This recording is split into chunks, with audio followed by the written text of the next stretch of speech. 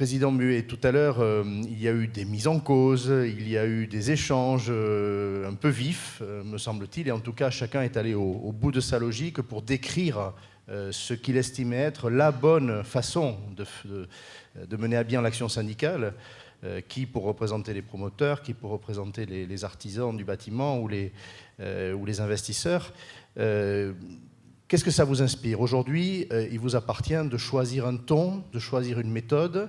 Vous êtes président depuis quelques mois seulement, et dans l'arène, tout de suite, avec un projet de loi qui suit d'autres lois qui ont déjà été votées. On parle du Duflot 2, il y a déjà eu des actions de cette ministre et de ce gouvernement, des circonstances économiques très difficiles pour les agents immobiliers en particulier, mais pour les autres aussi. Voilà. Aujourd'hui, est-ce que vous avez du mal à trouver votre méthode? Est-ce qu'elle est facile à définir? Est-ce que quand vous avez pris vos fonctions il y a quelques mois, vous aviez bien en tête votre façon de marcher? Est-ce que vous l'avez adaptée? Voilà. Livrez-vous un peu, quoi. Livrez-vous à l'assistance et réagissez aussi à ce que vous avez entendu tout à l'heure. D'abord, merci de m'avoir posé ces questions-là, de façon directe et indirecte, avec mon ami Legris qui m'en a posé de façon plus directe.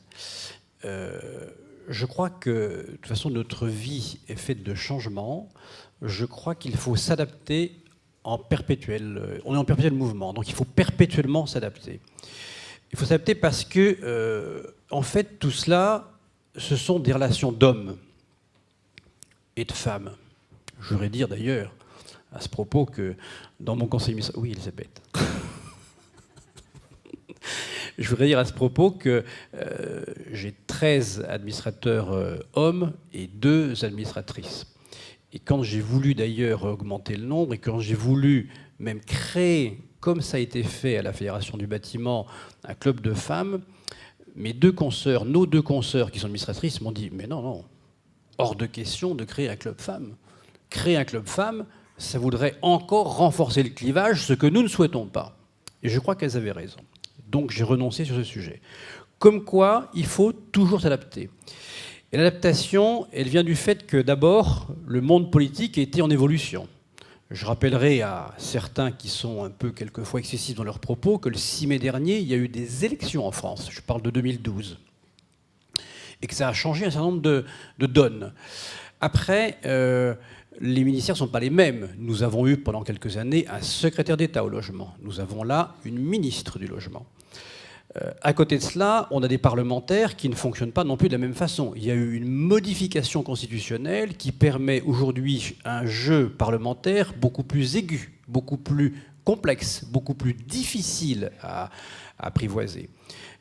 Je déjeunais à midi avec un sénateur qui m'expliquait sur l'histoire un projet de loi qui finalement a été modifié parce que certaines forces de lobby voulant aller trop loin avaient proposé directement des amendements préécrits, ce qui a fâché les parlementaires en question, et résultat, ils ont presque pris le contre-pli de ce qui était proposé. Donc, beaucoup de précautions là-dessus. Bien sûr, comme Dorian l'a dit, il faut évidemment avoir l'oreille des conseillers, avoir une proximité. Et cette proximité, elle ne se fait pas dans le conflit. Cette proximité, elle se fait par la compréhension de l'un et de l'autre, et elle se fait aussi et surtout par la défense des intérêts généraux. C'était dit et redit. Et je crois que ça doit nous préoccuper au quotidien. Nous sommes des commerçants. Moi, je suis très fier d'être commerçant. Ça sous-entend, par rapport à d'autres professions, que perpétuellement, tous les matins, nous devons nous poser la question de notre légitimité. Et si on ne se la pose pas, on va dans le mur. Et ce n'est pas en défendant de façon corporatiste un métier qu'on y arrivera, c'est une certitude absolue. Et je veux dire, dans le rendez-vous que j'ai eu avec Cécile Duflot, il était 2 ou 3 jours après l'article de Marianne qui avait comparé les différentes professions en France et l'avis que nos concitoyens avaient sur chacune d'entre elles. Et elle me dit, vous avez vu le sondage?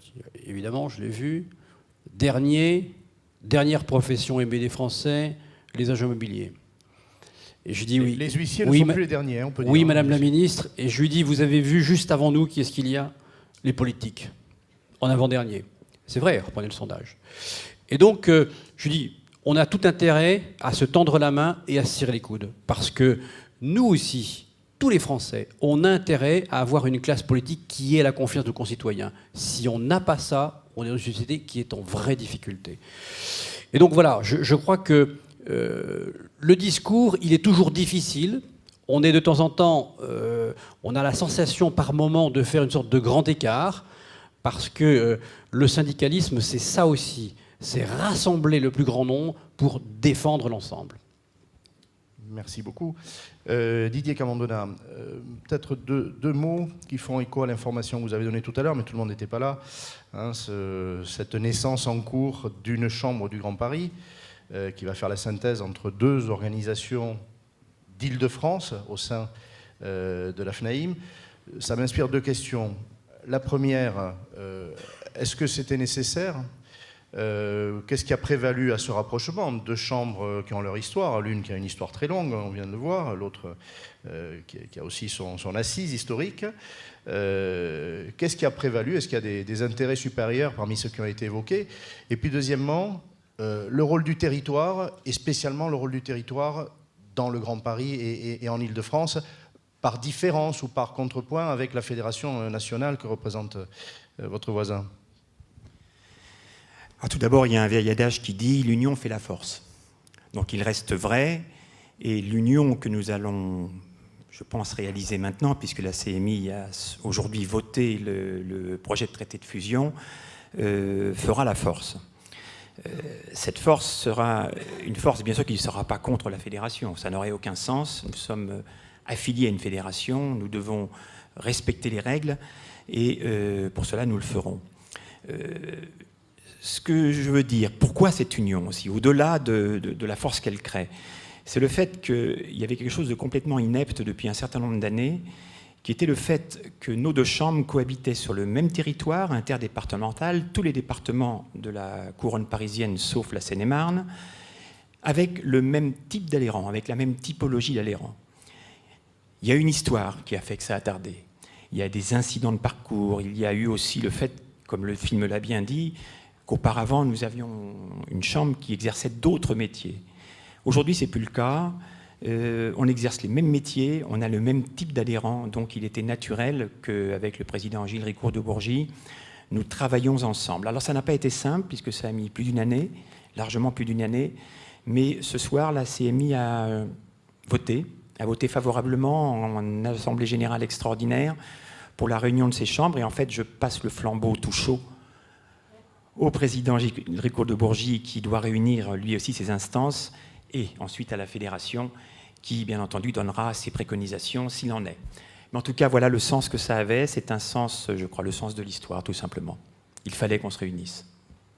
Une réaction, peut-être, du président fédéral, même si il n'est pas intervenu. C'est une décision de rapprochement qui a été prise par les deux chambres, leur président, leur conseil. Comment la Fédération nationale accueille-t-elle ça? Et Didier Camandona a dit une chose, il a mis les pieds dans le plat, cette grande chambre qui va être la plus puissante en nombre d'entrepreneurs, en chiffre d'affaires de toute la fédération, est-ce qu'elle peut être un danger pour la fédération? Est-ce qu'elle peut empêcher son action? Est-ce qu'au contraire elle peut être un aiguillon? Est-ce qu'elle peut... Disons les choses. Oui, bien sûr, un danger, enfin on peut l'évoquer comme ça. Moi je crois que... D'abord, j'ai voulu rester en dehors du débat. Je crois que vous l'avez tous noté, parce que, comme je l'ai dit à plusieurs reprises, je suis très attaché à l'indépendance des chambres. Je pense que c'est la richesse de notre fédération, j'en suis intimement convaincu, et je crois justement que plus qu'une opposition, c'est justement ça la force. C'est d'aller chercher, d'aller puiser dans les territoires ce dont nous avons besoin.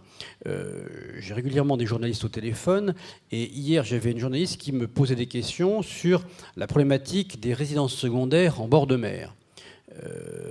Comme il n'y a pas beaucoup de praticiens d'allocation saisonnière en bord de mer en région parisienne, je me suis tourné vers d'autres chambres. Et je crois que c'est ça la force. Alors, sur la chambre du Grand Paris, je crois qu'aujourd'hui, on ne peut pas avoir une politique du logement sans regarder les spécificités parisiennes. Et entre autres, dans les discussions qui nous ont animés, on voit toujours, mais alors sur les observatoires de loyer, sur la réglementation, sur les honoraires, sur les pratiques, sur le développement des groupements, qu'il y a des particularités locales. Et la France est comme ça, parce qu'il y a toujours ce jacobinisme centralisateur qui fait qu'à Paris, il y a des particularités. Alors il y a des choses bonnes, peut-être d'autres moins bonnes, mais en tout cas, il faut le prendre en considération. Et moi, je considère pour ma part que s'il y a eu cette volonté de la part des organisations locales, c'est qu'il y a vraiment une justification. Il y a des conseils d'administration, il y a plein de gens qui ont eu des débats, ça a duré pendant des mois, j'ai écouté, j'ai observé, je crois que ça correspond à un vrai besoin. En tout cas, moi je peux vous dire une chose, c'est que pour les pouvoirs publics, pour le consommateur ou pour les médias, c'était une nécessité d'avoir plus de simplicité, plus de transparence, parce que ce n'était pas du tout lisible à l'extérieur. Une dernière question. C'est un sujet qu'on n'a pas abordé au cours de la table ronde d'ailleurs, ou incidemment. La Fédération nationale de l'immobilier, ce sont 12 000, 11 000 adhérents, de toute taille, non seulement présents sur tout le territoire, mais de toute taille, avec une entreprise de 7 000 adhérents, 7 000 salariés pour la plus importante, des entreprises artisanales ou familiales qui font l'essentiel. Comment fait-on cohabiter des entreprises qui ont ces différences d'actionnaires aussi, actionnaires très financiers pour certaines, des actionnaires personnes physiques pour d'autres, qui fonctionnent avec des méthodes, des pratiques peut-être différentes, des préoccupations différentes. Comment on fait la synthèse ? Et sans doute le sujet est-il plus difficile pour la FNAIM que pour beaucoup d'autres organisations, notamment Dorian Kelberg n'a pas cette préoccupation, il a des adhérents beaucoup plus homogènes, sans doute, c'est peut-être aussi le cas de la CAPEB. Ce n'est pas le cas de la FNAIM. Comment fait-on ? Est-ce que c'est une difficulté aujourd'hui et notamment en réaction à un projet de loi tel que celui qui sera présenté dans les jours qui viennent au Conseil des ministres ? C'est un paramètre. Bien sûr que c'est plus compliqué, c'est forcément plus compliqué, mais ça passe par l'explication de texte. C'est-à-dire que j'avais il y a quelques jours un confrère de Haute-Savoie qui me dit « J'ai rendez-vous avec un parlementaire demain, je vais pouvoir lui expliquer les difficultés des petits syndics. » Et je lui dis « Écoute, je te remercie, c'est parfait, et je suis à ta disposition pour que tu puisses lui expliquer les difficultés de tous les syndics. » Parce qu'à partir de quand est-on petit, à partir de quand est-on grand, et à partir de quand est-on bon ou mauvais ? Je crois qu'il ne faut pas faire d'amalgame. Je crois que les grands groupes d'administration de biens ont su nous montrer la voie d'un certain nombre de choses. Ils se sont constitués grâce et avec l'aide de la fédération, que nos adhérents, qui sont, eux, des entrepreneurs individuels, sont meilleurs et plus performants et plus formés parce qu'ils sont adhérents de la fédération, et donc que chacun trouve dans ce syndicat ce dont il a besoin. Alors, bien sûr, pas la même chose pour les uns et pour les autres, mais tous s'y retrouvent. Et je crois que c'est justement cette force-là. Alors, ça demande un effort, parce que ça demande de la compréhension et ça demande beaucoup de pédagogie. Il faut tout le temps réexpliquer les choses. Mais c'était dit aussi dans le débat tout à l'heure, c'est que précédemment, on opposait le neuf et l'ancien. Il était de bon ton aussi d'opposer les locataires et les propriétaires. Il est de bon ton d'opposer le logement public, dit faussement social, avec le logement privé. Systématiquement, on est toujours dans ce combat bipolaire qui est stérile. C'est-à-dire que ce n'est pas le reflet de la vie. Ce n'est pas du tout ça le reflet de la vie. Le reflet de la vie, c'est une mosaïque complète. Et justement, je voudrais dire que le syndicalisme, c'est l'apprentissage de l'écoute, de la compréhension. Et quand on a fait du syndicalisme, je vois les grands syndicalistes qui sont devant moi, eh bien, on s'aperçoit qu'on a des femmes et des hommes qui sont devenus grands parce qu'ils se sont impliqués dans le syndicalisme. Ça s'applaudit, ça aussi, je trouve, hein, franchement. Vous dormez. Président, c'était la fin des propos de Didier Camandona dans le film. Il a parlé de fraternité. Est-ce qu'un syndicat aujourd'hui, on a beaucoup parlé de sa professionnalisation, de ses méthodes, c'était l'objet de la table ronde, des critères de sa réussite, et je ne doute pas que Pierre Méneri y reviendra. Est-ce que c'est un lieu d'amitié qu'encore en 2013. Est-ce qu'en 2020, ce sera encore un lieu d'amitié ou est-ce que c'est une machine froide comme le marbre pour gagner des combats contre les pouvoirs publics, pour inverser les images? Je crois que c'est une machine quand même terriblement forte. C'est peut-être pas la même force que le Kremlin, où il y a beaucoup d'amitié, peut-être pas la même que celle du Rotary, mais en tout cas, on trouve à la fois cette force et cette convivialité. Et là aussi, on est souvent seul. Hein. Et je pense à nos jeunes. Je pense au club jeune que j'ai souhaité réanimer. Il s'était un peu éteint de lui-même pour des raisons internes, on va dire. Donc j'ai souhaité le réanimer au travers d'ailleurs, avec l'aide de Brieux, que je remercie vivement, des clubs Croissance Plus. Je crois qu'on a tous besoin de cela aujourd'hui. À un moment donné où on est dans une situation politique compliquée, une situation économique terrible, une situation financière catastrophique, et une situation réglementaire qui ne va pas forcément nous faciliter la vie, on a tous besoin de se rencontrer, de s'écouter, de se souder pour se défendre. Et je crois que plus que jamais, quand les choses deviennent compliquées, et ça a été dit également dans le reportage, plus c'est compliqué, plus il y a d'avenir et plus il y a d'objet social pour le syndicat. Messieurs, merci beaucoup. Merci beaucoup.